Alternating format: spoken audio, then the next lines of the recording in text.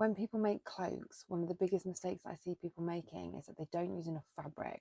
So therefore that cloak doesn't get that swish magical kind of feeling about it. It just kind of hangs straight like a curtain.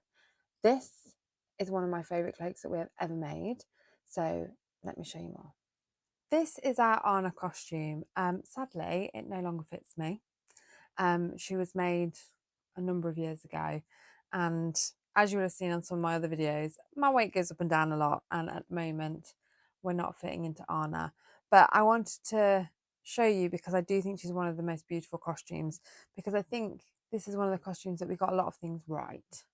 You never get everything right because every sewing project you do teaches you something. Every costume you make, every design, every alteration teaches you something. But we got a lot right with this one. So this is one that I'm quite proud of. One of my big things when making costumes inspired by is the movement. If you watch any of my other videos, you'll hear me talk about movement a lot. And if you've worked with me, you'll hear me talk about it all the time. And I think that with a cape, one of the most important things is how it moves. But I think that that is the case for the whole of this costume. She spends a lot of time in Frozen, like running. So there's a lot of movement. There's running, there's climbing. She's an action costume. She's not just kind of like, let's stand and look pretty. Like the Cinderella dress is just like, she may run at the end with the skirt lifted as the slipper goes, but for the most part, she's a dance and stand and lovely. Whereas Anna's traipsing through the snow. So it's all about the movement. And particularly when you're looking at a cartoon or an animation, trying to get that fluid, liquid movement, particularly that is very classic of Disney costumes and Disney skirts, that's really important to try and make that come alive in real life. Too many costumes that I've seen have a very nice look straight on, and it's not just when you're looking at Anna costumes or when you're looking at other costumes from animations, but even costumes that you see designed and then you see them made up, and they might look just like the drawing from the designer that the maker has done, but they don't move in the way that you can see that they're supposed to be moving, and that's one of my biggest frustrations. So for me, a costume like this is so much about the movement, particularly in the cape and the skirt. So starting with the skirt, this obviously is not the kind of fabric that you would go traipsing through the snow in Scandinavia in, but this is the kind of fabric that will shine in a way that gives it all that movement. So this is a satin. We put a lot of fabric in the skirt. It's not quite a circle, but I wanted it more or less a circle. This satin is not something that you would wear, obviously, in the snow, but it's something that really gave that movement and gave that look of movement, like very fluid and liquid, which I really liked. The decoration on it is appliqued. So my mum actually appliqued this on. My mum is a costumier and seamstress too, and will very often take on, well, lots of costumes, and this applique is my mum's handiwork. So this is a hemline in a different blue, and then we've got the flowers appliqued on as well with sequins. So they probably would have been ironed on.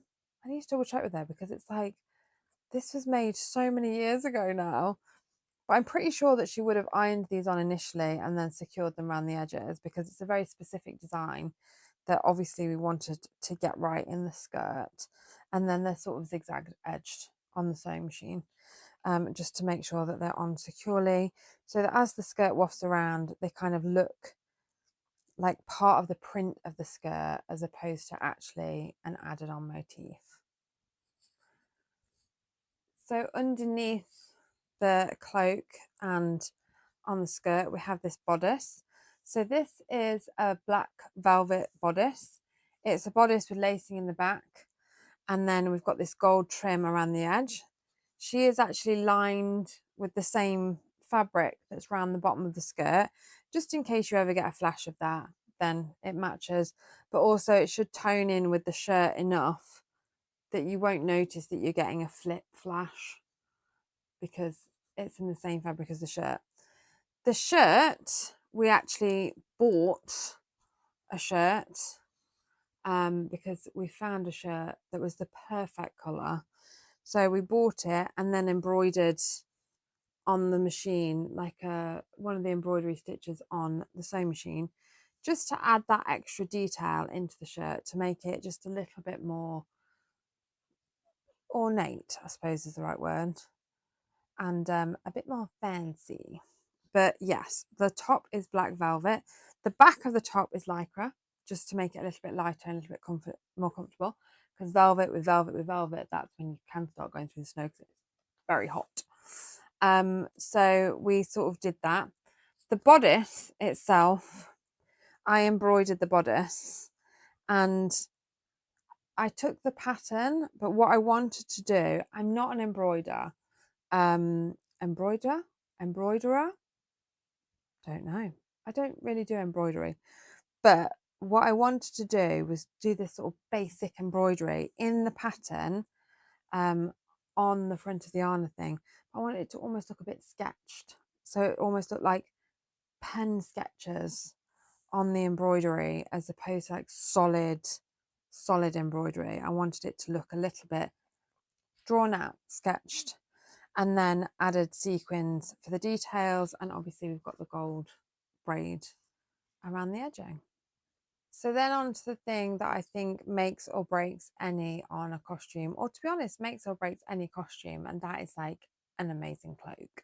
So for starters, we chose this pink, and we chose crushed velvet. I liked this kind of crushed velvet because I wanted it to, again, look like it had loads of movement in it. And sometimes if you have like a solid velvet, like this is a solid velvet, it's beautiful. I love velvet, but it doesn't necessarily have that movement in it, which you don't really need for a bodice. But obviously in the cloak, we wanted it to look as much as possible like it had movement in it. The heart clasp is just jewelry, costume jewelry that we found and sewed on to make it look like a clasp with a hook and bar. And then we've trimmed it with black braid and then the black pom-pom braid around the top layer of the cape as well. And then the black braid does go all the way around. So the main thing about this cape, and you can see the movement, which looks incredible, I love it, is that this cape is full, very full. So we get this kind of ability to sort of sweep and move. And when you move in her, she's so much fun to wear.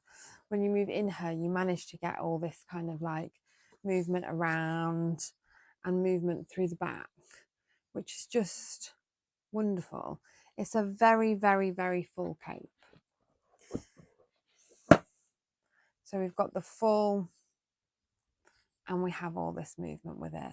And also the top one is also full, because I think the temptation to make this top layer on any kind of Victorian Dickensian cape, this sort of top layer straight, is not the way to do it, because if this is straight, it pushes all this down. So it stops this being able to move freely, and you're kind of wasting all that fabric underneath.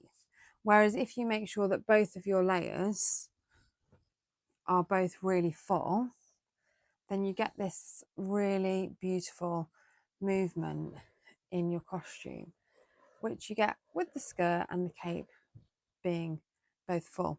They're also cut on the cross because, again, with capes, you can kind of put it down the fabric and just go, right, well, I'll cut down the straight. So it's more like a curtain, because a curtain, obviously, or a blind hangs straight, but then you'll get that kind of curtain look.